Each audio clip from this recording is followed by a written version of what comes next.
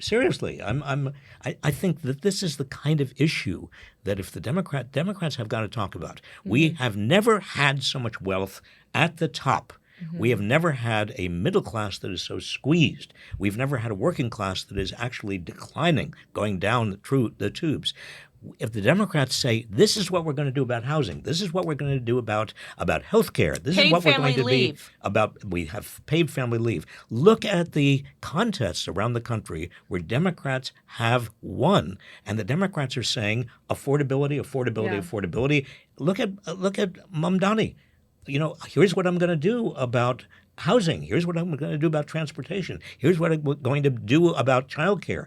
He's talking bread and butter issues. This is what the Democrats need to be doing coming up to the midterms.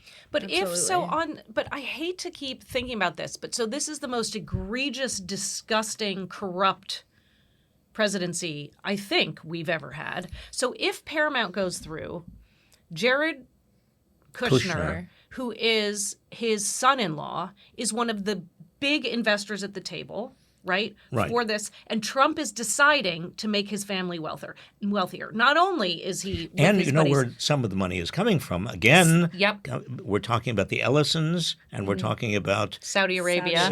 Saudi Arabia and UAE. I mean, this is all the money that is going into the Trump family business. So if that passes and happens, and we explain it, and I think people already are getting it, but that is the most egregious. You cannot have that done. That is corrupt. Some regal, tyrannical, corrupt ridiculousness. Well, the question we're now talking about, we're debating, is whether the abstract notion of corruption and unfairness is more important to people than they can't afford to have a house. They can't afford to have childcare. They can't afford the basics that they need.